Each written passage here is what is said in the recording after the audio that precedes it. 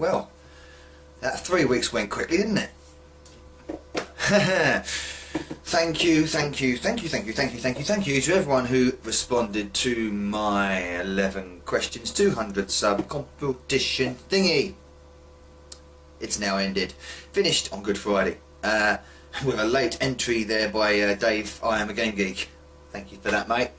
19 people, 19 tippity-toppity people made responses to my questions, which is can't thank you enough. Brilliant. Great to see your answers, the way each answer was each question was interpreted. Interesting insight. I like that. Differences, similarities as well. It was very interesting to see the dynamic and to see the demograph, to use big words. But here are my answers. I've also got some statistics for you as well. Well, one statistic really, because there was a lot to go through. I think I watched every response 2 or 3 times over and tried to pick out my favourite moments. But I will go through my questions and then we will do the draw for who will win one of these with your YouTube moniker, over the front in this style. 2 people were, I think, have opted out of the competition bit, and a couple of people who really are enthusiastic to have this t-shirt, but we will see, won't we, Giles, who comes out of the hat, or in this case the bowl. But I've made loads of notes here to try and sort of keep up with everything, but I'm going to do my best, so bear with me. I'm going to try and make this as quick as possible, but this is probably going to be a 20-minute. As you know, I like to keep my videos 20 minutes, maximum 20 minutes, to make them, not eat into your time so much and watch me blabbering. But anyway, I'll start off. Question 1. If you could go back in time and change one aspect of one of your favourite consoles, which would it be? And the change must adhere to the level of tech available at the time. Mine's pretty obvious, really. I would make the GX 4000 a 16-bit. It's as simple as that. I would make its hardware much more advanced for what was out there at the time. Yes, it could have pushed the price point up, and it probably would have, but it would have made it much more attractive for game developers. It would probably have given, competed a little, just a little smidge with the Mega Drive, but it would have definitely had much more exposure and much more presence if it was a 16-bit. The technology was there, it was available. I mean, even if it had a 16-bit graphics processor like the PC Engine did, it would have been better. But because it was made on a budget, and yes, they were looking for a decent price point, which they got, it looks great, but no one developed for it, and no one bought it because it wasn't powerful enough, and the games were just clones of CPC games, as we've talked about before. So I would make it a 16-bit. And I would have to mention, Matt made a good point about that question. He said he wouldn't change any design aspect of any console, but he would change the packaging of the way the games came. That's insightful. I like that. I did like that. He spoke about the NES and the SNES and the cardboard boxes. Yeah, they were not very good. But things like the Mega Drive had plastic boxes and yeah, much better. So nice little deviant for the answer there. Second question, your favourite kind of glass. This is a completely random, open-ended question. You could interpret this any way you want. I think Mike got a bit confused by it, but it doesn't matter. It really doesn't matter, because you can interpret it any way you want. Most people said they would like a pint glass full of alcohol. That's very tempting. It's a welcoming proposition. Stained glass was a very popular. I think stained glass was the top answer. Top answer! Stained, I think that was the top answer. I did like Stephen's answer. Game not loaded. Sand. That's thinking. That's good. I like it. Thing is, I don't like sand. Sand gets everywhere. To quote Anakin Skywalker, sand. It's coarse, it's dry, and it gets everywhere. and I actually acted that better than Hayden Christensen there. But my favourite kind of glass is one-way mirror glass. Actually, it might be bulletproof glass. I don't know. One way or the other, they're both pretty weird and pretty cool. One-way mirror glass, because it's always pretty comical, with whether you can see in it or not, and whether you can see out of it or not, and whether it is it two-way mirror glass. There was an example, I think, at work, where they built a new a ladies' toilet block, and instead of putting frosted glass in, they put one-way mirror glass in. Unfortunately, they put it in the wrong way round. So it was boarded up rather quickly.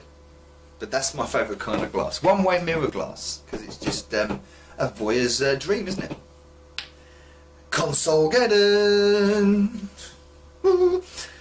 Which console system would you save from extinction? All other games would be extinct. All other game systems would be extinct. No emulation allowed. No backward compatibility allowed. A few of you bent the rules there. But you can have the system you picked. You can't play any backward compatible or emulated games on them. So, or no, as I do say. I wouldn't pick... Oh, they're gonna the CPC haters are gonna hate. CPC lovers, sorry, which I am, are gonna hate me for this. But I wouldn't pick the Amstrad CPC, because as much as I love the system and it has hundreds, nay thousands of games on it, it just didn't. It isn't what I would like for the rest of eternity. It would be my friend here. The Super Nintendo. This would be the system I would save from extinction, because its library of games is just phenomenal, and the variance of games you get for it: RPGs, shoot 'em ups, adventures, platformers, different puzzlers. It just shines above all the others for me. But I do have some statistics on Console-geddon, if you will indulge me. Well, there isn't any outright winner for this, but there are three top contenders. We had the Wii came in, the chart countdown. The Mega Drive and the Wii and the Game Boy Advance all scored 1 vote for save from Armageddon. The Specky, bless the Specky, Dave and James, predictably, saved that, 2 of you. Commodore 64 got 2 votes as well. I'm sure CPC didn't get any. The PS1 got 2 votes. The PS2 got 2 votes, fittingly.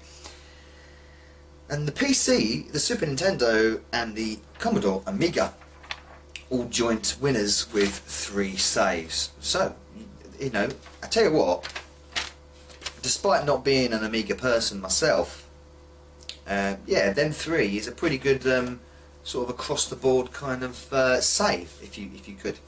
So that's mine. Question 4. Now again, another completely way out random question, but I love them kind of fantasy puppety film kind of things. So the Labyrinth was a film which I saw in my childhood and just really liked it. I found it hilarious.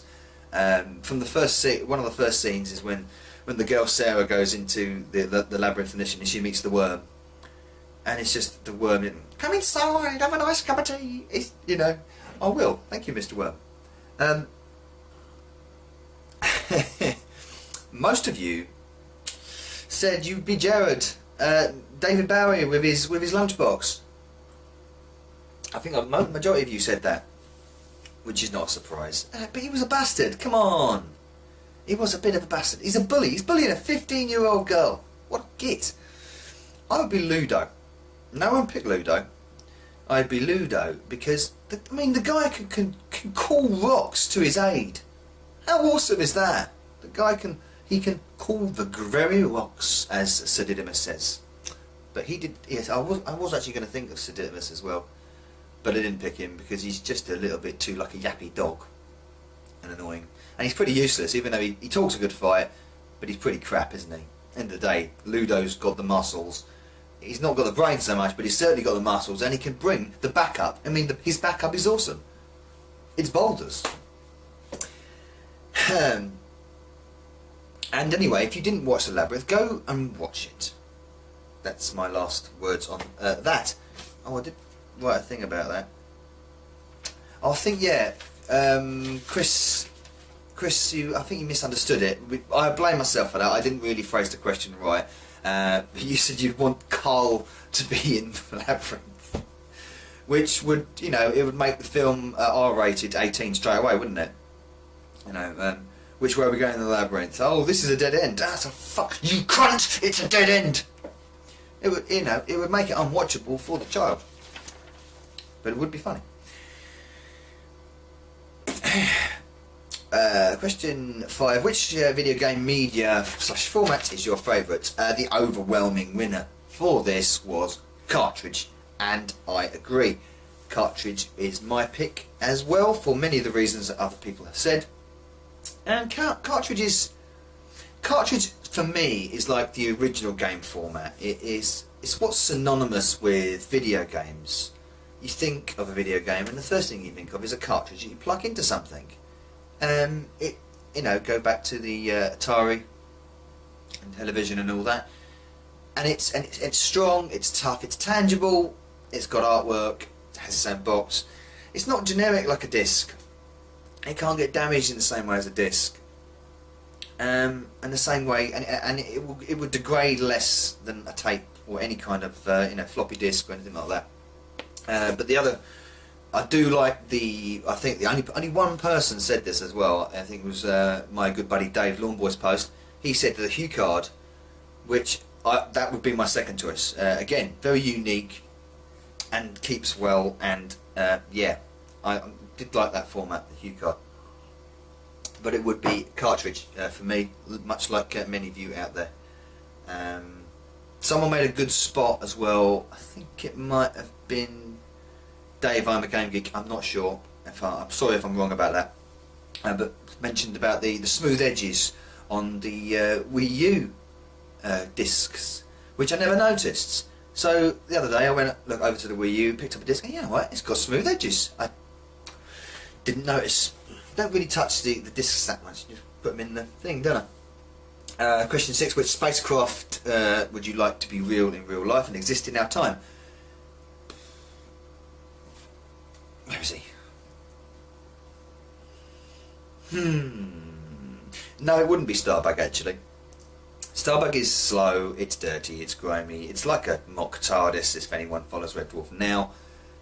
And that's kind of weird because that's getting on to my actual answer. Someone picked this spacecraft and then dismissed it, said, oh, maybe it's not a spacecraft. But it is a spacecraft. It can travel anywhere in space and time, it can defy the laws of gravity, it can go at unlimited speeds. I would pick time and relative dimension in space. A Type 2 TARDIS, I think it's a Type 40 TARDIS. Oh, my Doctor Who knowledge just slipped out there. But it would be the TARDIS. Great answers though from all of you. Millennium Falcon, fantastic. A few others. The Nostromo, someone said. Interesting choice. Very interesting choice. The Defiant, I think Raz said the Defiant. Brilliant. The Defiant's an awesome aircraft? Spacecraft. But again, it's very aggressive, isn't it? I think Steve mentioned it as well. Very aggressive. And Giles, you would have the Death Star. Okay. A bumming Death Star. What game is your guilty pleasure? Question 7. A lot of people said they don't really have guilty pleasures, they just play what they like, and that's great, that's fine. I say that the interpretation of the question can be done, you know, many different ways. But what I was trying to say was, like I said, a game that doesn't really fit normally into your normal lexicon. Most people have a general staple of game genres that they really like JRPGs or RPGs, shoot 'em ups or beat 'em ups or something like that. But something that you would sort of dismiss normally, but then once you've played it, you've gone, well, that's actually surprisingly enjoyable. And these would be the dance games. for me. Not the early ones with the mat, not them. The ones that the motion sensor ones with the Wii and the Xbox Connect. I find them really fun. Just a great laugh, a good exercise, a good workout. It's like Zumba for idiots, especially when you're drunk. Yeah, Just Dance series, for instance, just good fun, but a good laugh. It just, who cares? Gaming's fun, isn't it? And then that's what it is. Guilty pleasure. It's a pleasure, it's a little bit guilty, but yeah. Dance games for me. Question 8, do you act your age? Again, lots of people said, it's subjective, it's a subjective question, and that's the whole point of the question. I don't think we all act our age all the time, and yeah, it can be a tough question to define. I mean, are we bound by society to act at any particular age? Should we? I suppose, like a lot of people said, when it comes to responsibilities, family commitments and financial obligations and all that kind of stuff, then we kind of have to. If we don't, then shit happens, and worlds, our world can come crumbling around us if we don't take them responsibilities. Some people in this life somehow get away with that, but what goes around comes around, I believe. So bollocks to them. You know who I'm talking about. Anyway, we're not going to go off on that tangent. So yeah, the general consensus is act how you feel. If you feel like acting younger, fine. If you feel like acting older, I mean, when I was younger, all my friends, all my contemporaries at the time, I suppose, always thought I was older. I at least behaved and spoke older than them. And I would like to think I grew up earlier when it came to things like pissing around and doing stupid shit and all that kind of stuff that comes along like that. And so maybe I act slightly older, but when it comes to certain things, I mean, I love acting, I love cartoons and playing with the kids, and best times, and of course gaming. So yeah. So anyway, I mean, I'm 37, so sometimes I can act like I'm 50, and sometimes I can act like I'm 15. It's totally subjective. That's the idea. Question 9. Who is your most annoying, irritating, arse-sake video game character which is good? A goody character which just pisses you off. And loads of you said Mario. Ooh, there was a surprise. Yeah, I suppose he's annoying, isn't he? In a lot of ways. The Mario series in general got a lot of mentions. Luigi, Peach, a few others. And so did Tails. And you know what, I was kind of leaning towards Tails as being very annoying. He's very annoying in some of the racing games. Sonic racing games. Shut the hell up, you whining fox thing with freaky Tails. But I hate this bloke because he's so annoying. Every game he appears in, you think, why the fuck aren't you helping out more? And all you do is you're playing with Mario, who's trying to save the princess, or Luigi, and you're just pissing around and trying to throw him off course, and but I'm going to help you, but I'm not. Why don't you just go and help him, you twat? And that's Toad. He's a pillock. He annoys me because you go into one of them little Toad houses. Well, pick this card, but I'm not just going to give you the mushroom or give you the raccoon suit. You've got to play this sort of mix and match game, and if you get it wrong, then bollocks. You don't need any help from me. You go and save my princess on your own. She's your princess, you sod. Help! If he can help, he's got all that stash of mushrooms. He's like a narcotics dealer. He's got all that shit. Just give it to Mario and help him, you flipping pillock. He's annoying. Toad is really annoying. So that's it. Another vote for the Mario series there. Right, moving on. Sorry. Question 10. Your favourite video game original soundtrack, not commercial music. No, so games like FIFA or Burnout, a lot of racing games with any commercial soundtrack used. No, that's out. Mine are all 16-bit era. I just adored, going back to the Super Nintendo, I just adored the Super Nintendo's music, and it had a lovely sound. It's the sound I really liked. That and the Amiga, because I didn't have an Amiga, I was so envious of the sound it had. Really was impressive. So it's a toss-up between, for me, either the R-Type series as a whole or the Castlevania series, because their soundtracks are just just so Moorish and epic and memorable. That the soundtrack from Super R-Type on the Super Nintendo, the first scene, I always forget what it's called. It has got a name, but it just gets you so into the game really quickly. I know the game's got problems when it comes to slowdown, but that's a different matter. When it comes to music, it's got brilliant music, and the same goes for all the Castlevanias. Probably, Symphony of Night, fantastic music, just awesome music, and of course the theme, the Vampire Killer theme, Belmont's theme, Bloody Tears. What a track that is! Bloody Tears from Super Castlevania, and well, they do a version of it in the original Castlevania, of course, as well. It's brilliant. So yeah, some good various of answers on that, which I liked. Some good games, a lot of games I've never heard of. So I had to go sort of find the game and listen to their soundtracks, expanding my knowledge of gaming, which is fantastic. And finally, come heaven or earth, your favourite kind of weather. Again, just another throwaway question. Most people just plumb for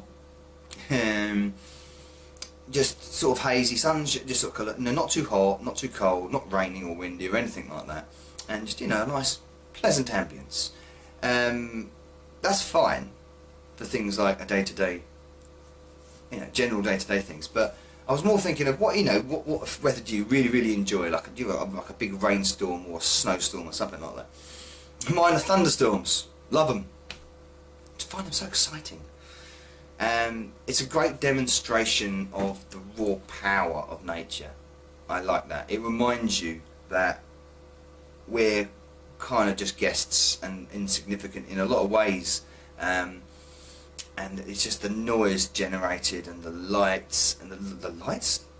Yeah, the northern lights, they're great as well. The lightning and the fact that it can rain so hard and so quickly, within like 5 minutes your street is flooded.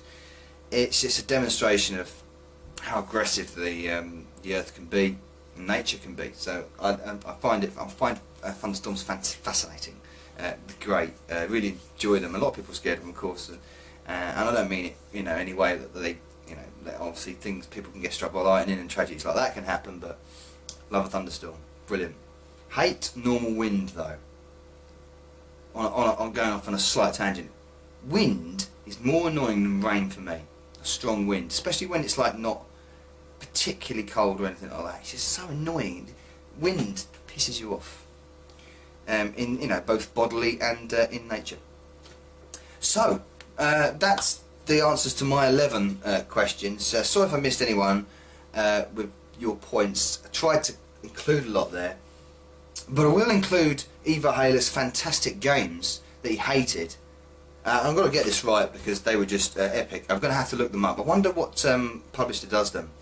Shit kicking, shit fuck, fruit something. Hang on. Shit kicking, shit fuck, fruit. I don't know what the other last word was. And Stizzle Wazzle and Flibby Flob. They sound like cracking games. Names like that.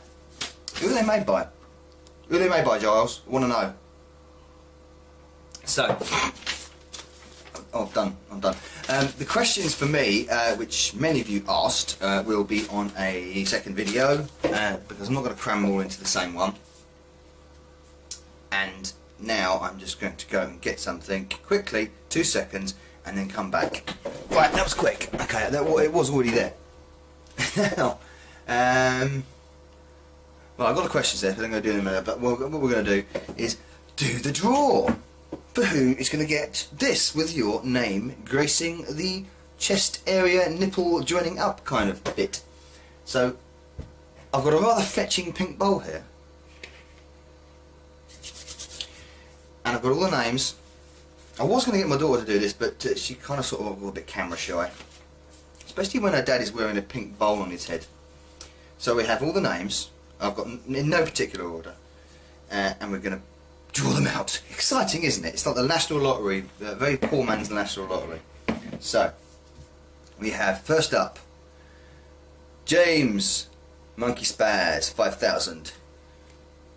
This is a twofold thing. So two folds, in he goes. It's going to be really long-winded and boring. You want to speed on by about a minute. I'll be right with you. Sweet Gamer Raz, Razamas. Thank you for your reluctance to swear on your video. I do appreciate it. Fucker. I'm only joking. Mr. Chris Shanks, Bristolian Bud, with his rather impressive collection of Happy Meal Mario toys. Ricardo, the 90s video game dude. In he goes. Matthew, Mr. Football himself. Up the Jills, Zucko Stalker.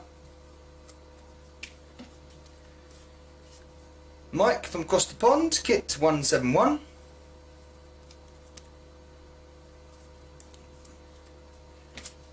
Stephen, Game Not Loaded, with his excellent sand dancer. Oh, he also would be Sarah in the Labyrinth. I did like that. He would pick Sarah in the Labyrinth.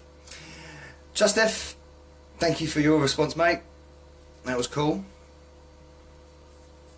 Ooh, messing that up. Yeah, yes. I think Trust F said about you could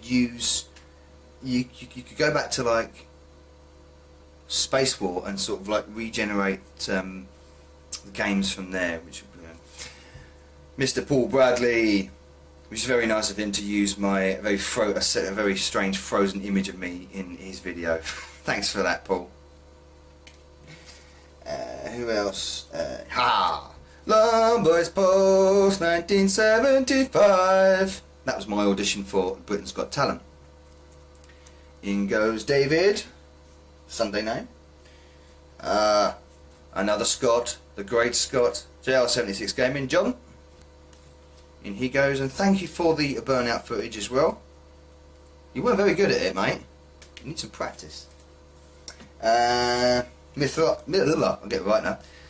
Mr. Arthinus, I hope I've said that right, mate. Arnithus, sorry. And you do look after your glasses well. Impressive. It's the Pumpkin himself, or Infected Flinch. Hi, my name's Dave. I'm also known as Infected Flinch. Actually, I'm not. That's him. But he's a good. Nice. Did you like Baron Von Joy, by the way? I hope you did. Look like you did. Here's James with the big long mouthful. 17 ninjas and a baseball bat. So I suppose when you get to 18, James, are you going to change it to 18 ninjas and a baseball bat? He's looking forward to the t-shirt. He said he would wear it all the time. Not. Mark. Lactobilius Prime. Now, good Dutchman. In it goes. Can't be forgetting this man. Dun, dun, dun, dun, dun, dun, dun, dun, dun. Yeah. I'll be ordering some triple XL shirts if you win, Giles. Dave, I'm a Game Geek, and welcome back, if I may say so, dude. And a late entry there. Late entry into the charts. And the two guys who decided they would not want part of the competition, which is great because they both did great responses, were Swifto, Channel Swifts, NT there to remind me not in. So, put him over there. And of course, and by no means least, the retro gaming collector himself, Mr. Stephen Benway. Again, he didn't want to be in the competition, but he did ask the questions fantastically. And well, I did like the fact that he likes the way I say no. No. So no.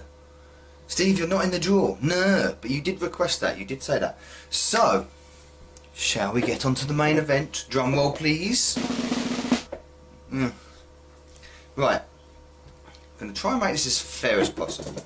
I haven't got an independent adjudicator here, unless we're going to use an invisible man.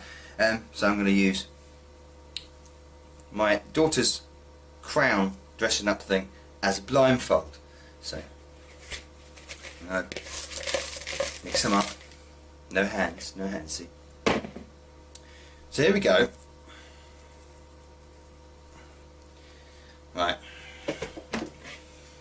And I don't know where the camera lens is now, so if I'm facing over there or there, I apologise. And here we go. The first name for a t-shirt like this. This one. Put that down. And fuck it. Take it off.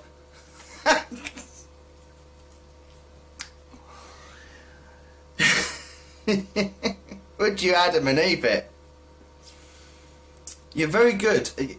I want Dave to pick my lottery numbers, because he seems to be very, very apt at winning these competitions. T-shirt going to be on the way to you, Dave. Lawn Boys Pulse 1970. It won't fit there, will it? I'll have to do it on 2 lines. Extra print. So Dave, first one. Right, now, second in. Now I know Giles is hoping, but you know, this is look, see, I'm gonna go this one, okay? This one, I don't know what it is. Oh, it's a long one. Oh no, long one. I'm gonna have so much printing to do. It is James. 17 ninjas and a baseball bat.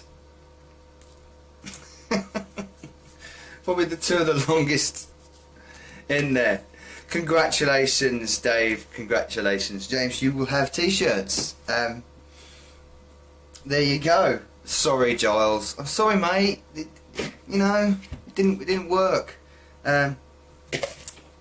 What can I do? What can I say? This is the nature of random stuff plucked out of a pink bowl. I mean, you could have got some sweeties. I might send you some sweeties as a sort of apology. Hey, maybe do that. So I'll take that off my head now because I look like an absolute tool. So there we go. They're the winners. Congratulations. Thank you everyone again so much for entering this silly competition of mine to get a primer t-shirt with a bit of cheap printing done. Because that's what it is. Because I'm not rich. So we've got to make these things sort of like more exciting than they are. Again, I will list everyone's names. All 19 names will be listed in the description box with the video response they made as well. All of that down there. Go check them all out. Each and every one of them. Tippity-toppity, Smarties. Yeah, I'm only saying Smarties because I can see Smarties Easter eggs over there. Because, you know, it's a nice word. So I will sign off now. And drink it. I made this tea last, haven't I? And I will answer the questions you have sent me, asked of me in another video. So thank you again for watching me talk about games and talk about rubbish and generally make philosophications about things. Is that a word? Might be. I'll have to look it up now. But Novabug out.